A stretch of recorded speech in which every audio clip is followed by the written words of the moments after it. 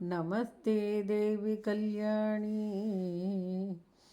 महिषासुरमर्दिनी नानारूपधरे माये नमस्ते शुभकारिणी नमस्ते देवी कल्याणी महिषासुरमर्दिनी ನಾನಾರೂಪಧರೆ ಮಾಯೆ ನಮಸ್ತೆ ಶುಭಕಾರಿಣಿ.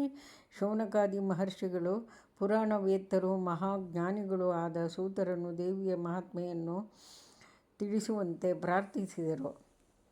ಸೂತಮುನಿಗಳು ಹಿಂದೆ ಭಗವಾನ್ ಸದಾಶಿವನು ತನ್ನ ಭಕ್ತನಾದ ನೊಂದಿಗೆ ತಿಳಿಸಿದ ದೇವಿ ಮಹಿಮೆಯನ್ನು ಕೃಪೆಯಿಂದ ಋಷಿಗಳಿಗೆ ನೈಮಿಷಾರಣ್ಯದ ಪ್ರಶಾಂತ ವಾತಾವರಣದಲ್ಲಿ ನಿರೂಪಿಸಿದರು.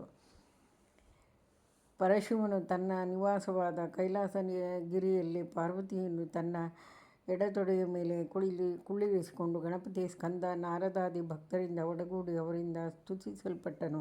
ಆಗ ಶಿವನ ವಾಹನನೂ ಆಪ್ತ ಸೇವಕನೂ ಆದ ನಂದಿಕೇಶ್ವರನು ಸ್ವಾಮಿಗೆ ನಮಿಸಿ ಪರಮ ಪುಣ್ಯಕರವಾದ ದೇವಿ ಮಹಾತ್ಮೆಯನ್ನು ನಿರೂಪಿಸುವಂತೆ ಪ್ರಾರ್ಥಿಸಿದರು. ಶಿವನು ಸಕಲ ದೇವತೆಗಳಿಗೂ ಈಶ್ವರಿಯಾದ ರಾಜರಾಜೇಶ್ವರಿಯ ಮಹಾತ್ಮೆಯನ್ನು ತಿಳಿಸಲಾರಂಭಿಸಿದನು. ಆಕೆಯೇ ಮೂಲ ಪ್ರಕೃತಿ, ಸತ್ವ, ರಜ, ತಮೋಗುಣಗಳನ್ನು ಪ್ರೇರೇಪಿಸುವ ಪ್ರಕೃತಿಯನ್ನು ನಡೆಸುವ ಮಾಯಾದೇವಿ, ಚೈತನ್ಯ ಶಕ್ತಿಯಾಗಿದ್ದಾಳೆ. ಆಕೆಯಿಲ್ಲದೆ ಜಗತ್ತಿಗೆ ಅಸ್ತಿತ್ವವೇ ಇಲ್ಲ. ದೇವಿಯು ಬ್ರಹ್ಮಾಂಡವನ್ನು ಸೃಜಿಸಿದರು. ಹರಿಹರ ಬ್ರಹ್ಮರನ್ನು ಸೃಜಿಸಿ ಅಂತರ್ಧಾನಳಾದಳು. ತ್ರಿಮೂರ್ತಿಗಳು ಆಕೆಯನ್ನು ಒಲಿಸಲು ತಪಸ್ಸನ್ನಾಚರಿಸಿದರು. ಬಹುಕಾಲದ ತಪಸ್ಸಿನ ಬಳಿಕ ದೇವಿಯು ಅವರಿಗೆ ಆಕಾಶ ಮಾರ್ಗದಲ್ಲಿ ಕಾಣಿಸಿದಳು. ಆಗ ಕೋಟಿ ಸೂರ್ಯಪ್ರಭೆಯ ದೇವಿಯನ್ನು ನೋಡಿ ಅವರು ಭಕ್ತಿಯಿಂದ ಕೈಮುಗಿದು ವಂದಿಸಿದರು. ದೇವದುಂದುಭಿ ಮೊಳಗಿ ಪುಷ್ಪವೃಷ್ಟಿ ಆಯಿತು. ರಕ್ತ ವಸ್ತ್ರಧಾರಿಣಿಯಾದ ದಿವ್ಯ ಸೌಂದರ್ಯವತಿಯಾದ ಆಕೆಯನ್ನು ದೇವತೆಗಳು ಪರಮಭಕ್ತಿಯಿಂದ ಸ್ತೋತ್ರಗೈದರು. ಹೇ ಪ್ರಣವರೂಪಿಣಿ, ರಕ್ತಾಂಗಿ, ಮಾಯಾದೇವಿ, ಪರಾದೇವಿ, ಆನಂದರೂಪಿಣಿ, ಚಿದ್ರೂಪಿಣಿ, ನಿನಗೆ ನಮ್ಮ ಅನಂತ ಪ್ರಣಾಮಗಳು ಎಂದು ತ್ರಿಮೂರ್ತಿಗಳು ಸ್ತುತಿಸಿದರು. ದೇವಿಯು ಮಂದಹಾಸ ಬೀರಿದಳು. ಮಕ್ಕಳೇ, ನಿಮ್ಮ ಸ್ತೋತ್ರವನ್ನು ಮೆಚ್ಚಿದೆ.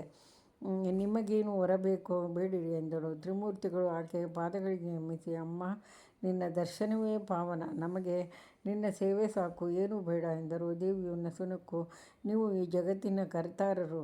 ಬ್ರಹ್ಮನು ಜಗತ್ತಿನ ಸೃಷ್ಟಿ, ಹರಿವು, ಪಾಲನೆ, ಹರನು, ಲಯವನ್ನು ಮಾಡಿರಿ. ನೀವು ತ್ರಿಮೂರ್ತಿಗಳೆನಿಸಿ ಜಗತ್ತಿನ ಒಡೆಯರಾಗಿ ಎಂದು ವರವನ್ನು ನೀಡಿದಳು. ಹರಿಹರ ಬ್ರಹ್ಮರು, ತಾಯಿ ಬಂಧಯುಕ್ತವಾದ ಈ ಜಗತ್ತಿನ ಗೊಡವೆ ನಮಗೆ ಬೇಡ ಎಂದರು. ದೇವಿಯು, ನಿಮಗೆ ಇದರಿಂದ ಯಾವ ತೊಂದರೆ ಇಲ್ಲ. ನಾನೇ ನಿಮ್ಮಿಂದ ಈ ಕೆಲಸಗಳನ್ನು ಮಾಡಿಸುವೆ. ನನ್ನ ಅಂಶಗಳೇ ನೀವು. ನಿಮ್ಮನ್ನು ಸ್ತುತಿಸಿದರೆ ನನ್ನನ್ನೇ ಸ್ತುತಿಸಿದಂತಾಗುತ್ತದೆ. ನಿಮಗೆ ಶುಭವಾಗಲಿ ಎಂದು ವರ ನೀಡಿ ಅಂತರ್ಧಾನ ಹೊಂದಿದ್ದಳೆಂಬಲ್ಲಿಗೆ ದೇವಿ ಮಹಾತ್ಮೆಯ 1ನೆಯ ಅಧ್ಯಾಯವು ಮುಗಿಯಿತು. 2ನೆಯ ಅಧ್ಯಾಯ ಮುಂದುವರಿಯಿತು.